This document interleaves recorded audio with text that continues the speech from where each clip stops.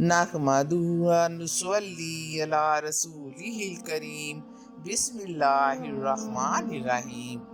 آج میں جہالت کا علاج کیا ہے پر بات کروں گی۔ ابو ہریرہ رضی اللہ تعالیٰ عنہ بیان کرتے ہیں کہ رسول پاک صلی اللہ علیہ وآلہ وسلم نے فرمایا، اللہ تعالیٰ نے کوئی ایسا مرض پیدا نہیں کیا جس کے لیے شفا پیدا نہ کی ہو۔ سیدنا جابر رضی اللہ تعالیٰ عنہ بیان کرتے ہیں کہ رسول پاک صلی اللہ علیہ وآلہ وسلم نے ارشاد فرمایا، ہر مرض کی دوا ہے۔ جب کسی مرض کی صحیح طریقے پر دعا کی جاتی ہے تو مریض اچھا ہو جاتا ہے۔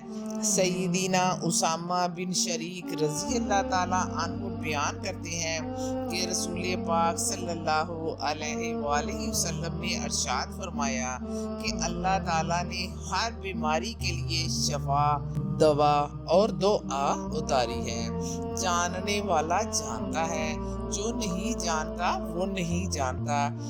ایک حدیث میں ہے کہ اللہ تعالیٰ نے سب بیماریوں کی شفا یا دعا یا دوا پیدا کی ہے۔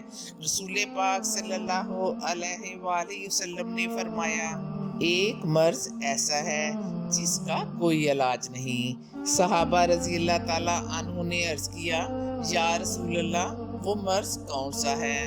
رسول پاک صلی اللہ علیہ وآلہ وسلم نے فرمایا کہ وہ مرض بڑھاپا ہے اور اس کا کوئی علاج نہیں کر سکتا۔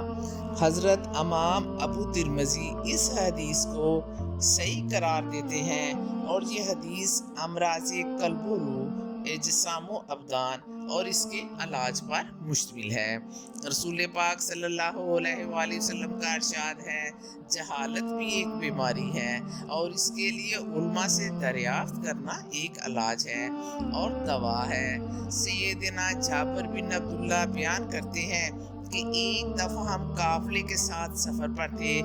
ہم میں سے ایک شخص کو پتھر سے چوٹ لگ گئی اور وہ زخمی ہو گیا۔ اس نے اپنے ساتھیوں سے دریافت کیا کہ اس حالت میں مجھے تیمم کرنے کی اجازت ہے کہ نہیں؟ ساتھیوں نے کہا کہ تمہیں پانی پر قدرت حاصل ہے، اس لیے ہم نہیں سمجھتے کہ تمہیں تیمم کرنے کی اجازت ہے۔ لوگوں نے رسول پاک صلی اللہ علیہ وآلہ وسلم کو اس واقعے کی اطلاع دی۔ رسول پاک صلی اللہ علیہ وآلہ وسلم نے کہا کہ اس کو تیمم کرنے کی اجازت ہے۔ پریشان حال کی شفا یہ ہے کہ وہ تیمم کرے اور جس جگہ پر زخم ہے اس کو پانی سے نہ دھوئے۔ اس کے لیے ضروری تھا کہ وہ تیمم کر لیتا، زخم پر پٹی باندھ لیتا۔ رسول پاک صلی اللہ علیہ وآلہ وسلم نے اس حدیث میں یہ واضح کر دیا کہ جہالت ایک بیماری ہے اور پوچھ لینا اس کا علاج۔ یا رب العالمین، بے شک تیری رحمت ہماری مایوسیوں سے کہیں زیادہ ہے اور ہماری زندگی کے بارے میں تمہارے فیصلے ہماری خواہشوں سے کہیں بہتر ہیں۔ ہماری مشکلات میں آسانیاں عطا فرما اور ہمیں دوسروں کو آسانیاں دینے کی توفیق دے۔